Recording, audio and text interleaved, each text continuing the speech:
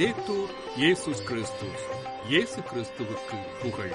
தமிழ் கூறும் நல்லுலகில் வாழும் அனைத்து அன்புள்ளங்களுக்கும் வத்திக்கான் வானொலியின் வணக்கம். இறைவன் உங்கள் உள்ளத்தையும் இல்லத்தையும் தன் அன்பாலும் அருளாலும் அமைதியாலும் இன்றும் என்றும் நிரப்புவாராக.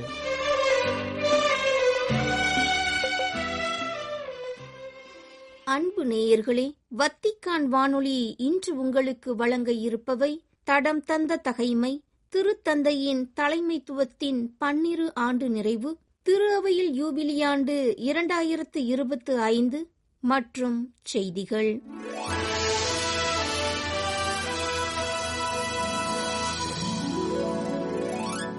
தடம் தந்த தகைமை. யூதாவின் அரசனான செதேக்கியா.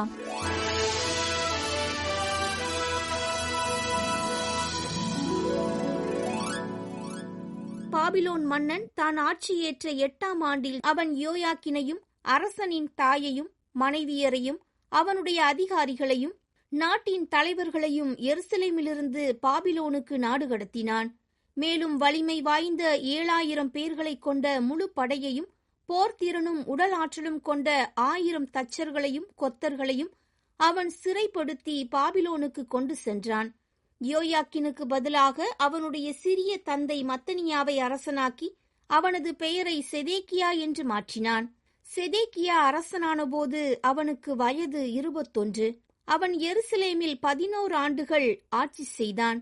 லிப்னாவை சார்ந்த எரேமியாவின் மகள் அமுற்றாள் என்பவளே அவன் தாய்.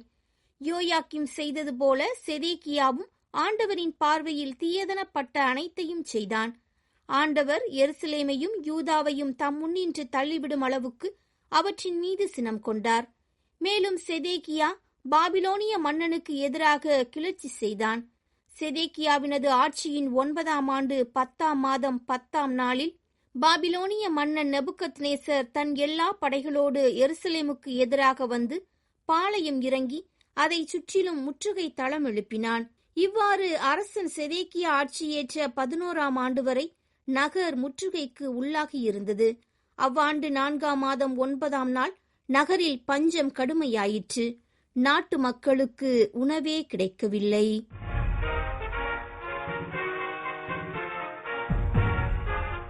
திருத்தந்தையின் தலைமைத்துவத்தின் 12 ஆண்டுகள்.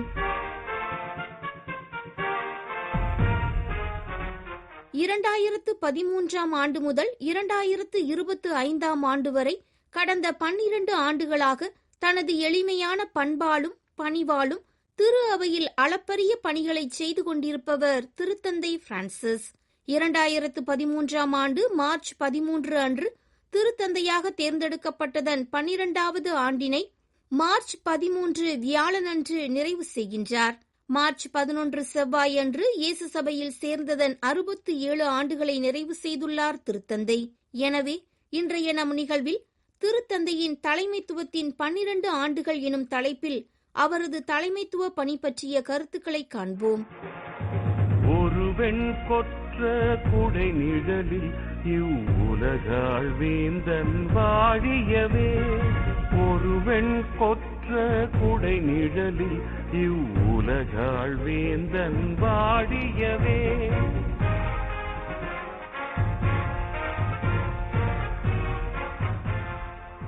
புனித பிரான்சிஸ் அசிசியாரின் பெயரை தனது பெயராக ஏற்று திரு அவையின் 266வது திருத்தந்தையாக ஏழைகளுக்காக வாழும் ஏழை திரு அவையை கனவு காண்பவராக தலைமைத்துவ பொறுப்பினை ஏற்றார் திருத்தந்தை பிரான்சிஸ்.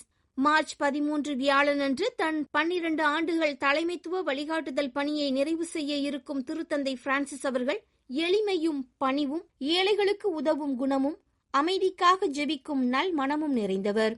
திருத்தந்தையாக தேர்ந்தெடுக்கப்பட்ட முதல் நாளிலிருந்தே தனது எளிமையான வாழ்வு முறையை அனைவருக்கும் வெளிப்படுத்தியவர். 2013ஆம் ஆண்டு பிப்ரவரி மாதம் மறைந்த முன்னாள் திருத்தந்தை 16ஆம் பெனடிக்ட் அவர்கள் தனது தலைமைத்துவ பணியை துறப்பதாக அறிவித்ததைத் தொடர்ந்து மார்ச் 13 புதன்கிழமை அன்று கான்க்ளேவ் எனப்படும் திருத்தந்தையை தேர்வு செய்யும் கர்தினால்கள் அவையின் 2ஆம் நாள் 5ஆம் சுற்றில் திருத்தந்தையாக தேர்ந்தெடுக்கப்பட்டார் கர்தினால் பெர்கோலியோ. கூடியிருந்த கர்தினால் வாக்காளர்களின் 2 பங்கு வாக்குகளை பெற்றார். கர்தினால் வாக்காளர்களில் மூத்தவர் என்ற முறையில் கர்தினால் ஜொவானி பத்திஸ்தா ரே கர்தினால் பெர்கோலியோவை அணுகி, சட்ட முறைப்படியான தேர்தல் வழி உமக்கு அளிக்கப்படுகின்ற திருத்தந்தை பதவியை ஏற்கிறீரா என்று கேட்க, அதற்கு ஏற்கிறேன் என்று பதில் மொழி கூறினார் கர்தினால் பெர்கோலியோ. பின்னர் கர்தினால் ரே புதிய திருத்தந்தையிடம் என்ன பதவி பெயரை தேர்ந்துள்ளீர் என்று கேட்க, அக்கேள்விக்கு பதில் மொழியாக திருத்தந்தை பிரான்சிஸ் என்று கூறினார். சிவப்பு நிறமுள்ள கர்தினால் அங்கியை களைந்துவிட்டு திருத்தந்தைக்குரிய வெள்ளை அங்கியை அணிந்து கொண்ட திருத்தந்தை பிரான்சிஸ் அவர்கள் அந்த வெள்ளை அங்கியின் மேல் திருத்தந்தைக்கே உரிய கருஞ்சிவப்பு நிறத்திலான தோல் சுற்றாடை மற்றும் தங்க கழுத்துச் சிலுவை அணிவதை வேண்டாம் என்று கூறினார். அத்தகைய ஆடம்பரம் தமக்கு வேண்டாம் என்று கூறி, தாம் ஆயரான நாளிலிருந்தே அணிந்து வந்துள்ள இரும்பினால் ஆன கழுத்துச் சிலுவையே போதும் என்று கூறி தனது எளிமையான வாழ்வு முறையை தொடர்ந்தார். புதிய திருத்தந்தையாக தேர்ந்தெடுக்கப்பட்டதும் கர்தினால் வேட்பாளர்கள் கூடியிருந்த சிஸ்டைன் சிற்றாலயத்திற்கு சென்று அங்கு கர்தினால்கள் அளித்த மரியாதையை பெற்றுக்கொள்வது வழக்கம். புதிய திருத்தந்தைக்கென்று ஓர் உயர்ந்த மேடையில் இடப்பட்ட அரியணை இருக்கும் இடத்தில் திருத்தந்தை அமர்ந்திருக்க, ஒவ்வொரு கர்தினாலும் அவர் முன் வந்து முழங்கால் படியிட்டு அவருடைய கை மோதிரத்தை முத்தி செய்து தம் மரியாதையையும் கீழ்ப்படிதலையும் வெளிப்படுத்துவர். ஆனால் திருத்தந்தை பிரான்சிஸோ தமக்கென்று போடப்பட்ட அரியணையில் அமராமல் பிற கர்தினால்களைப் போலவே நின்று கொண்டு அவர்கள் அளித்த மரியாதையை அன்புடன் ஏற்றுக்கொண்டார். எல்லாவற்றையும் விட வத்திக்கான் புனித பேதுரு பெருங்கோவிலின் வெளி மேல் மாடத்தில் தோன்றி மற்றவர்களுக்கு ஆசீர் வழங்குவதற்கு முன்னர் தன்னை ஆசிர்வதிக்குமாறு மக்களை கேட்டுக்கொண்டதுடன் தனக்காக அனைவரும் ஜெபிக்கும்படி கேட்டுக்கொண்டது குறிப்பிடத்தக்கது. அன்று முதல் இன்று வரை தன்னுடைய ஒவ்வொரு மறைக்கல்வி உரை, மூவேளை ஜெப உரை, தனிப்பட்ட மற்றும் பொது சந்திப்புகளின் உரைகளின் இறுதியில் எனக்காக ஜெபிக்க மறக்க வேண்டாம் என்று கூறுவதை தனது வழக்கமாக கொண்டவர். தனக்காக ஜெபிக்க இறை மக்களிடத்தில் வேண்டுகோள் விடுக்கும் அதே நேரத்தில் போர், மோதல்கள், வன்முறை போன்றவற்றால் பாதிக்கப்படும் உலக மக்களுக்கு அமைதி கிடைக்கப்பெற சிறப்பாக வலியுறுத்தி வருபவர். பொருதும் படையும் போரும் இன்றி, பொருதும் படையும் போரும் இன்றி, இறைவன் அன்பின் நிறைவாதி மக்கள் மனமாழ்வேந்தன் வாழியவே. தனது 12 ஆண்டு பணிக்காலத்தில் இதுவரை 10 முறை கர்தினால்கள் அவையினை வழிநடத்தியுள்ளார் திருத்தந்தை பிரான்சிஸ். இயேசு சபையின் முதல் திருத்தந்தையும் தென் அமெரிக்க கண்டத்தின் முதல் திருத்தந்தையுமாக தேர்ந்தெடுக்கப்பட்ட கர்தினால் ஹோர்கே மாரியோ பெர்கோலியோ அவர்கள் திரு அவையை கடந்த 12 ஆண்டுகளாக சீரும் சிறப்புமாக வழிநடத்தி வருகின்றார். கடந்த ஆண்டு டிசம்பர் மாதம் புதிதாக உருவாக்கிய 21 கர்தினால்கள் உட்பட மொத்தம் 140 புதிய கர்தினால்களை திரு அவையில் உருவாக்கியுள்ளார். அவர்களில் இறுதியாக 2025 ஆண்டு மார்ச் 1 அன்று இணைக்கப்பட்டவர் 80 வயதுடைய வாக்களிக்கும் உரிமை பெற்ற கர்தினால் பெர்னாண்டோ வெர்ஜஸ் அல்சாகா. திருத்தந்தை பிரான்சிஸ் அவர்கள் தனது தலைமை பொறுப்பேற்ற 4 மாதங்களுக்குள் தமது முதல் சுற்றுமடலை 2013 ஆண்டு ஜூன் 29 அன்று வெளியிட்டார். லூமன் ஃபீடேஸ், நம்பிக்கை ஒளி எனும் தலைப்பில் அச்சுற்றுமடலானது வெளியிடப்பட்டது.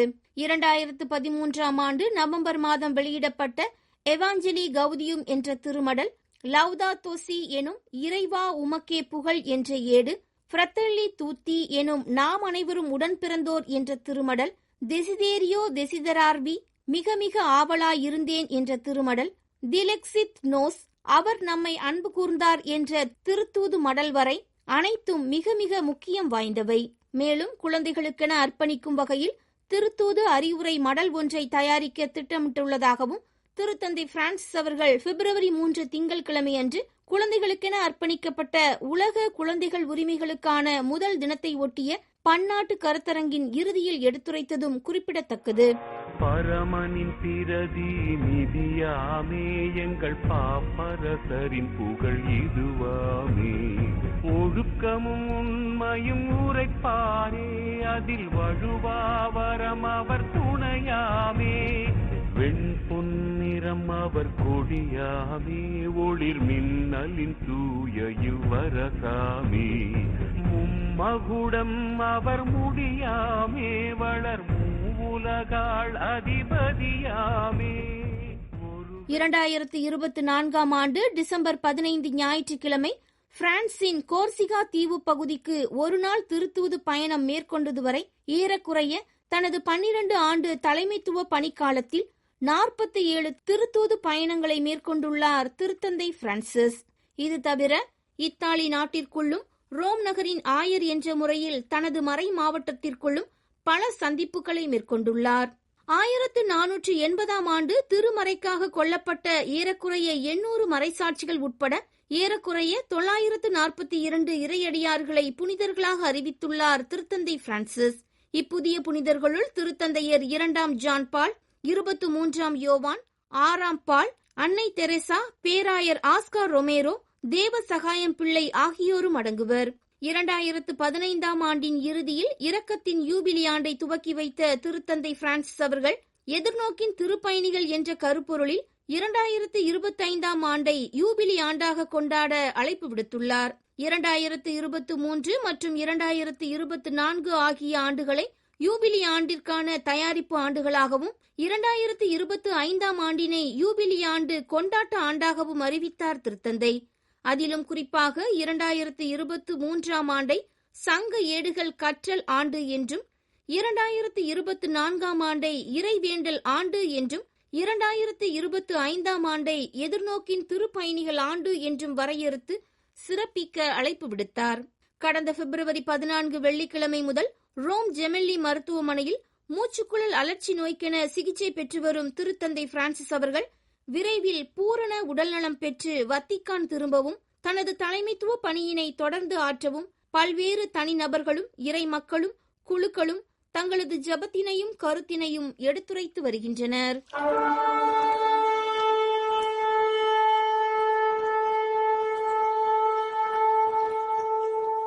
திரு அவையில் யூபிலி ஆண்டு 2025 ஆணைமடல் பகுதி 19.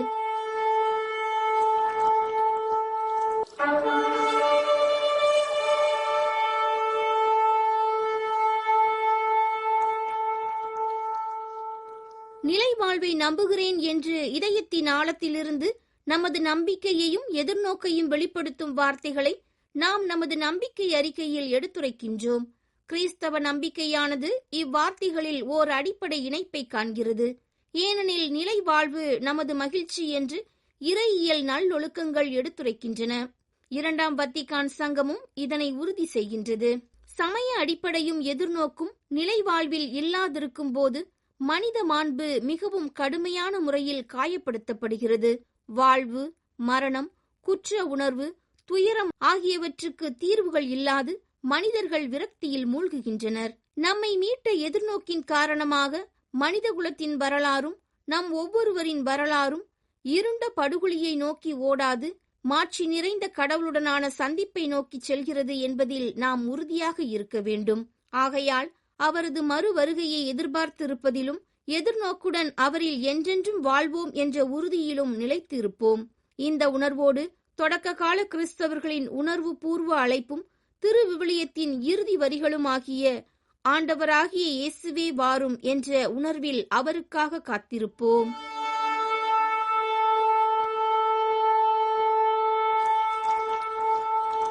திருத்தந்தையின் தலைமைத்துவத்தின் 12 ஆண்டுகள் திரு அவையில் யூபிலியாண்டு 2025 எனும் நிகழ்வுகளை இன்று உங்களுக்கு வழங்கியது வத்திக்கான் வானொலி.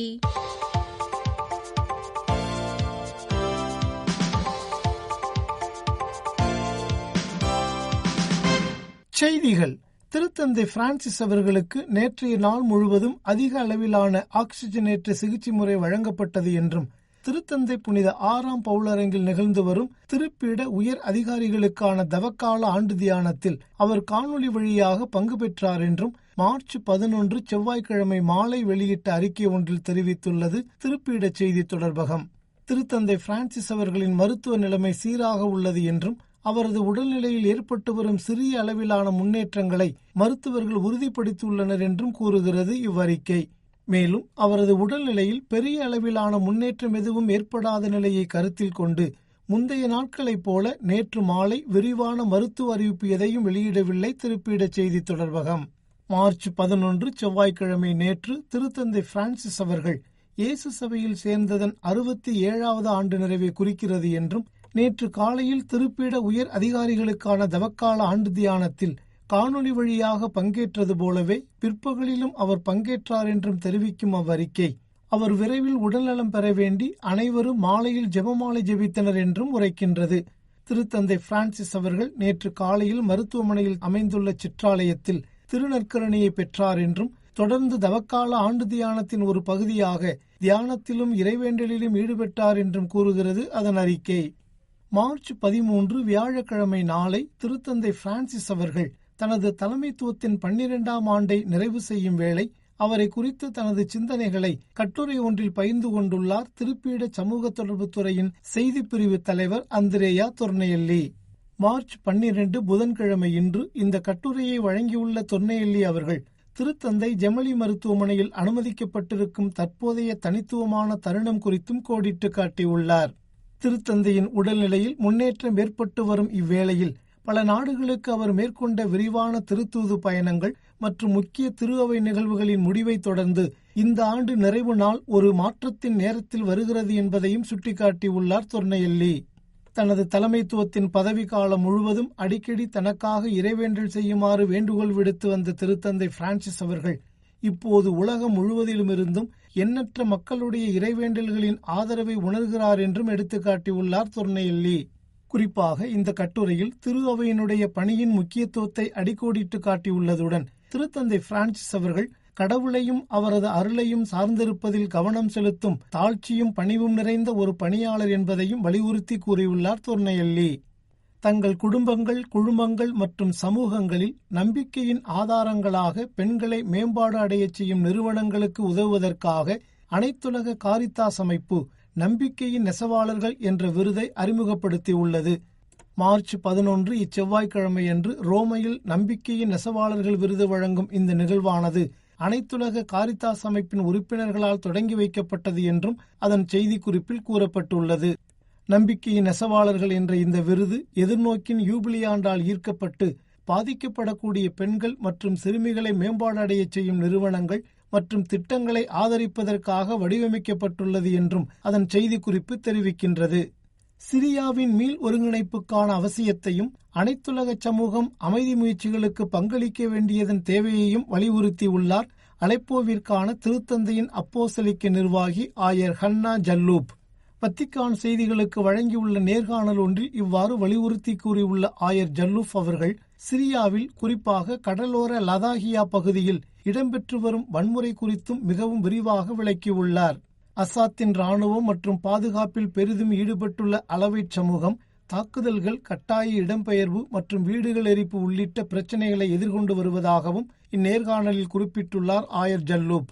முன்னாள் அமெரிக்க அரசு தலைவர் ஜோ பைடனின் பதவிக்காலத்தின் இறுதி நாட்களில் ஏற்பட்ட ஒப்பந்தம் மற்றும் திருப்பிடம் ஏற்படுத்திக் கொண்ட இடையீட்டாளர் ஒப்பந்தம் இரண்டையும் தொடர்ந்து கியூபா 553 கைதிகளுக்கு முன்கூட்டியே விடுதலையை வழங்குகிறது என்று செய்திக்குறிப்பொன்று தெரிவிக்கின்றது.